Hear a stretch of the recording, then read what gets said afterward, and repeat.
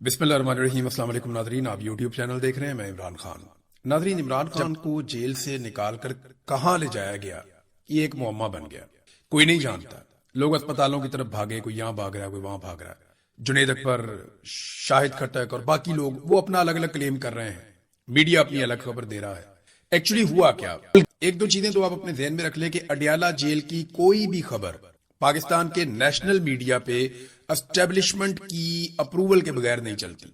ना तो ये खबर रिपोर्टर फाइल कर सकता है, ना न्यूज रूम इसको एंटरटेन कर सकता है, और ना इसे खबरनामे में शामिल किया जा सकता है जब तक कि इसकी अप्रूवल नहीं आएगी। ये बात आप क्लियर कर लें कि इमरान खान का नाम जैसे नहीं चलता, वैसे ही ये क्लैरिटी आपको होनी चाहिए कि अडियाला जेल से निकलने वाली हर खबर एस्टेब्लिशमेंट की अप्रूवल के बगैर मीडिया की जीनत नहीं बन सकती। अगर मीडिया पे ये खबर चली है और दो चार चैनल ने चलाई है तो इसके पीछे एस्टेब्लिशमेंट की इतनी अप्रूवल जरूर थी कि इमरान खान साहब को अस्पताल ले जाया जा रहा है। अस्पताल नहीं लेकर आए इमरान खान साहब को, तो लेकर फिर कहां गए? यानी उनकी मर्जी के बगैर तो चल नहीं सकती। अब जो जर्नलिस्ट हैं वो अभी भी बज़िद है। मेरी दो लोगों से बात हुई, उन्होंने कहा जी कि हम आपको पक्की खबर दे रहे हैं। अच्छा, ये मेरी अपनी जाती खबर नहीं है। मुझे क्लेम करके दो सहाफियों ने कहा हम आपको पक्की खबर दे रहे हैं कि 10:50 के बाद इमरान खान साहब को अडियाला जेल से बाहर निकाला गया था। तो मैंने उनसे कहा किसी ने इमरान खान को देखा? उन्होंने कहा जी इमरान खान साहब का स्क्वाड अडियाला जेल से बाहर निकला था और फिर ये खबर चली थी। तो वो स्क्वाड इमरान खान के बगैर तो निकलता नहीं। स्क्वाड का मतलब ये नहीं है कि इमरान खान साहब की अपनी गाड़ियां वहां पे खड़ी हैं। वो एक प्रोटोकॉल है जो फॉलो किए जाते हैं, क्योंकि इमरान खान साबिक वजीर आजम और पाकिस्तान के सबसे मकबूल आदमी है और उनके सिक्योरिटी के बहुत सारे रीजन हैं। पिछली मरतबा आपको पता है कि कुछ बंदे जो है उनके खिलाफ कार्रवाई भी हो गई थी कि आपने सिर्फ ये डिस्क्लोज कर दिया कि इमरान खान साहब अस्पताल से वापस रवाना हो गए। तो नाजरीन, 10:50 के बाद यानी 11 बजे से थोड़ी देर पहले इमरान खान साहब का स्क्वाड निकलता है अडियाला जेल से। खबर भी चलवा दी जाती है। एजेंसियों की मर्जी के बगैर ये खबर चल नहीं सकती, हम सब जानते हैं। और उसके बाद इमरान खान साहब किसी अस्पताल में नहीं पहुंचते। अब कहानी क्या है ये हम नहीं जानते इस वक्त, लेकिन एक और चीज है वो हम जानते हैं कि पाकिस्तान तहरीक इंसाफ हो या तहरीक तहफ़्फ़ुज़ आईन पाकिस्तान हो, वो अब मुज़ाहमत पे यकीन नहीं रखते। वो किसी किस्म की मुज़ाहमत के लिए ना खुद तैयार हो रहे हैं, ना लोगों को तैयार कर रहे हैं। हाँ, वो पब्लिक के अंदर जाना चाहते हैं, पब्लिक के अंदर पॉपुलर रहना चाहते हैं, वो रूटीन की सियासत करना चाहते हैं, लेकिन उनके पास कोई इनकलाबी एजेंडा नहीं है कि जनाब पाकिस्तान में बड़ी ज्यादती होगी, हम ज्यादती के खिलाफ, जुल्म के खिलाफ खड़े रहेंगे, तब तक खड़े रहेंगे जब तक ये जुल्म खत्म नहीं हो जाता। तो आज सुहेल अफरीदी हों या इमरान खान साहब की पार्टी के बाकी लोग हों या तहरीक तहफ़्फ़ुज़ आईन पाकिस्तान की क़यादत हो, मुझे ऐसा दिखाई देता है या मुझे ये समझ आ रही है कि वो मुफाहमत की तरफ जा रहे हैं और जो बैकडोर चैनल राब्ते उनके चल रहे हैं उन पे उनको भरोसा है। अब ये तो मुमकिन नहीं है कि सुहेल अफरीदी की आसिम मुनीर के नुमाइंदे हैं मोहसिन नकवी, उनसे मुलाकात हो और उस मुलाकात में इमरान खान डिस्कस ना हो। ये तो मुमकिन ही नहीं है। इनको तो रात को सोते में भी इमरान खान नजर आता है, दोनों साइडों को। जो सुहेल अफरीदी साइड है वो इमरान खान साहब की पार्टी से है, लाजमी बात है। और वो मुझे पता है कि चाहे अलीमीन गंडापुर हो चाहे सुहेल अफरीदी हो, दोनों की पूरी कोशिश होगी कि इमरान खान को किसी ना किसी तरह बाहर निकाला जाए, लेकिन तरीकाकार अपना अपना है। अब इसी तरह जो एस्टेब्लिशमेंट है उनकी भी नींदें हराम की हुई है इमरान खान ने। तो हमें कुछ चीजें देखनी पड़ेंगी कि पीटीआई बैकडोर चैनल पे ऐसा लगता है कि मुतमईन दिखाई दे रही है, लेकिन इमरान खान को कौन मनाएगा? क्या इमरान खान को किसी डील पे आमादा किया जा सकता है कि बाहर आके माफी मांग लो? तो माफी तो इमरान खान नहीं मांगता। अगर माफी मांगनी होती तो वो 3 साल से जेल में ना बैठा होता। दूसरा, क्या इमरान खान साहब को इस बात पे मनाया जा सकता है कि आप तमाम चीजें छोड़ दें और हुकूमत को तस्लीम कर लें और इस हुकूमत के साथ सब्र शुक्र करके आप टाइम गुजारें? तो इस बात पे भी इमरान खान साहब को नहीं मनाया जा सकता। तो क्या इमरान खान को इस बात पे मनाया जा सकता है कि एक सर्टेन टाइम पीरियड के लिए इमरान खान साहब खामोश हो? तो ऐसा दिखाई नहीं देता कि इमरान खान साहब को इस बात पे भी मनाया जा सकता हो। तो मनाया किस बात पे जा सकता है? इमरान खान साहब को उसी बात पे मनाया जा सकता है जिसमें पाकिस्तान का फायदा हो और जिसमें ये निजाम तब्दील हो जाए, वरना आप मना नहीं सकते। ये निजाम तब्दील होने की खबरें अब सुहेल वडाइच वगैरह भी दे रहे हैं और हुकूमत मुकम्मल तौर पे नाकाम हो चुकी है। ये बजट जो अब बन रहा है ना, सारे सर पकड़ के बैठे कि इन्होंने क्या किया। पाकिस्तान हर शोबे में नीचे गया, हमारी सरमायाकारी लगातार कम हो रही है, पाकिस्तान से ब्रेन ड्रेन हो रहा है, कीमती लोग अपना सरमाया लेकर पाकिस्तान से बाहर जा रहे हैं, इकोनॉमी बुरी तरह शेक हो चुकी है, गुर्बत में इजाफा हो रहा है, बेरोजगारी में इजाफा हो रहा है। तमाम इशारे जो है वो गलत रिपोर्टें दे रहे हैं। कोई चीज पाकिस्तान की दुरुस्त सिमत में नहीं चल रही। दहशतगर्दी इतनी ज्यादा बढ़ती चली जा रही है और कौम में मायूसी है। सबसे बड़ी बात है कौम में मुकम्मल तौर पे मायूसी है। कोई यहां पैसा लगाने के लिए तैयार नहीं है, कोई यहां काम करने के लिए तैयार नहीं है। तो ऐसे में कौम को खड़ा कौन करेगा और किस तरह कौम दोबारा खड़ी हो सकती, कोई उम्मीद आए ना कौम को। तो इन्होंने बड़ी झूठी उम्मीदें दिलाने की कोशिश की कौम को कि शहबाज शरीफ है ये महातीर मोहम्मद बन जाएगा।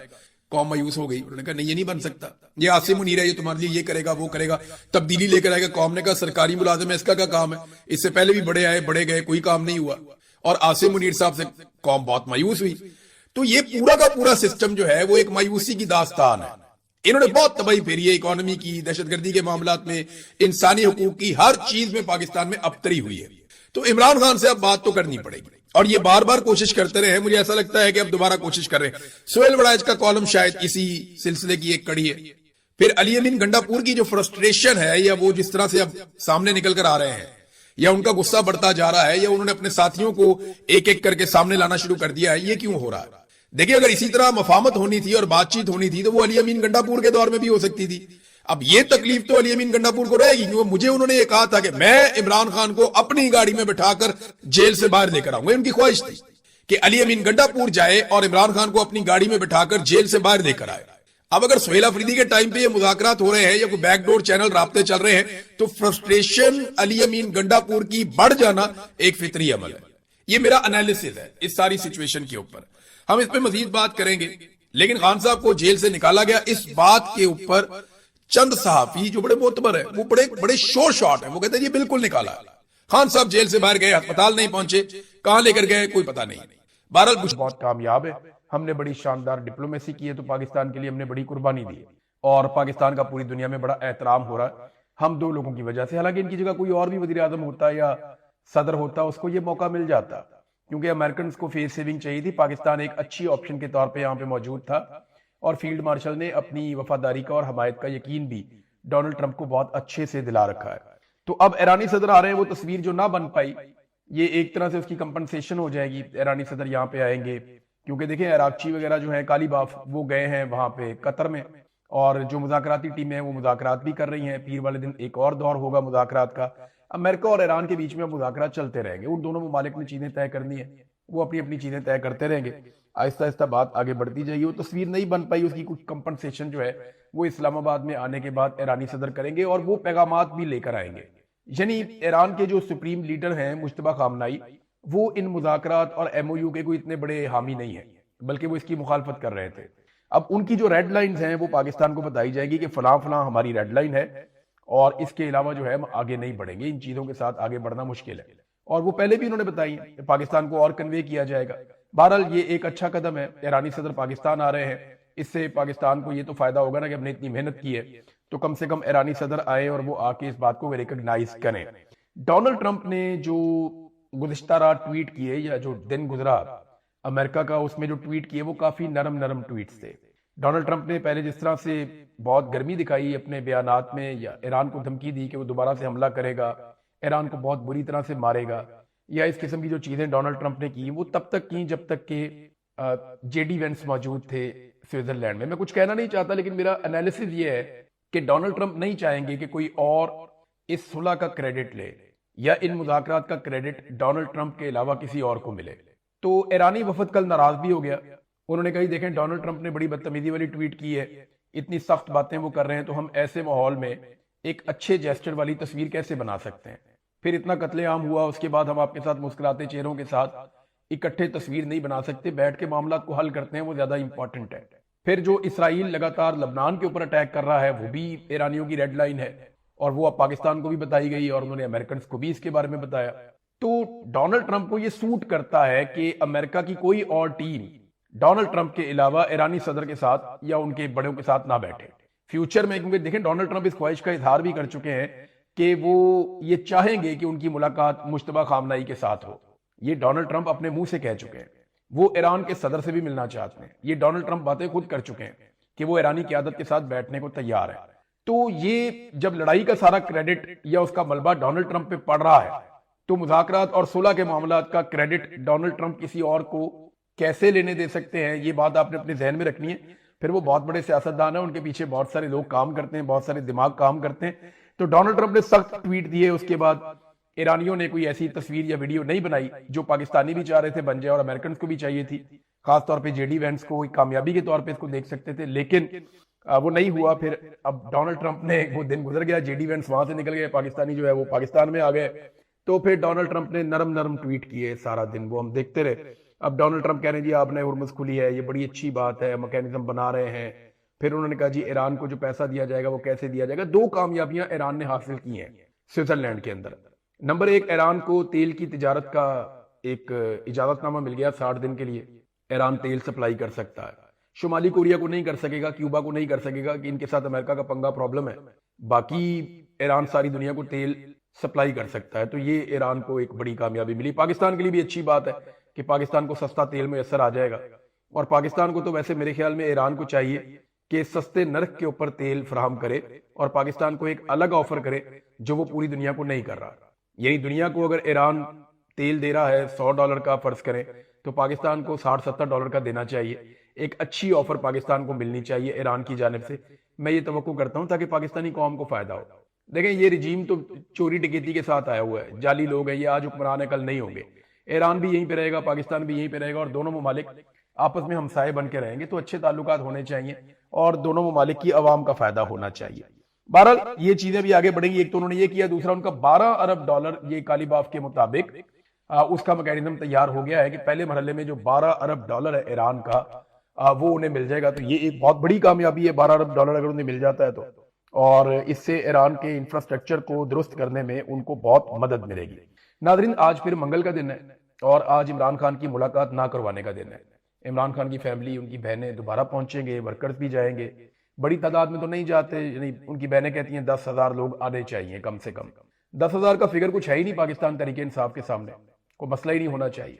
इतनी बड़ी पॉलिटिकल पार्टी है, लेकिन 10,000 लोग ले जाने के लिए लीडरशिप को संजीदा होना पड़ेगा। वो नहीं लेकर आते और उनको मना भी किया जाता है और वो जोर भी नहीं लगाते। उनका मेरे ख्याल में जोर इस बात पे है कि किसी तरह इमरान खान की कोई डील हो जाए, कोई बात ऐसी बन जाए जिसमें इमरान खान साहब जो है वो जेल से बाहर आ जाएं या कोई मुलाकातें वगैरह खुल जाए। बजट के ऊपर भी उन्होंने कोशिश किया ब्लैकमेल करने का कि बजट के जरिए से दबाव डाल दें कुछ, वो भी बात नहीं बनी तो बजट भी पास हो गया। अब वो कटौती के मामले को लेकर बैठे कि अब मुलाकात करवाएंगे तो हम करेंगे।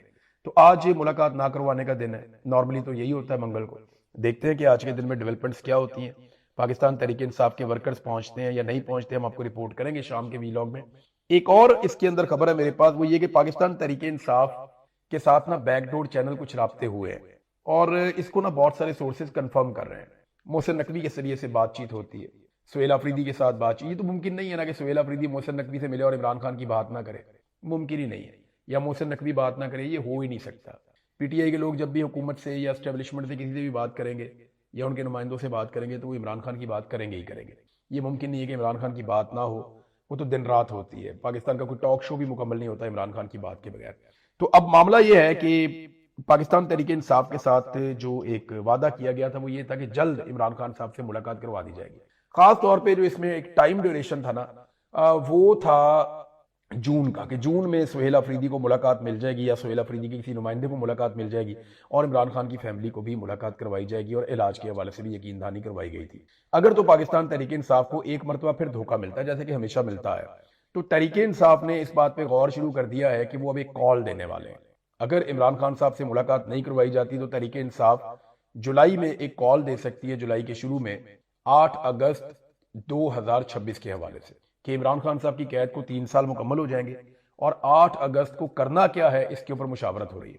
अब जो मेरे पास इंफॉर्मेशन है वो ये है कि सुहेल अफरीदी को एक बड़ा एहतजाज लीड करना पड़ेगा और ये मुल्क गिर एहतजाज होगा।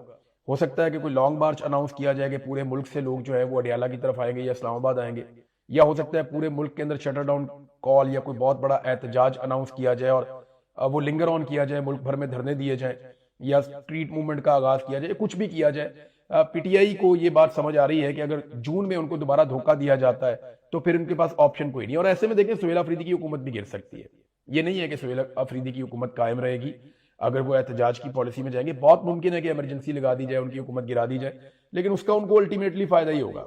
तहरीक इंसाफ जो है वो उसको पॉलिटिकली इसका फायदा होगा। ये हमेशा फस्तायत रहती नहीं है, ये डिक्टेटर्स हमेशा बैठे नहीं रहते, एक दिन चले जाते हैं। और जिन लोगों को ये ज्यादा मारते हैं, जितना ज्यादा मारते हैं उतना ज्यादा वो लोग ताकत के साथ वापस आते हैं और आने वाली मिलिट्री एस्टेब्लिशमेंट को भुगतना पड़ता है।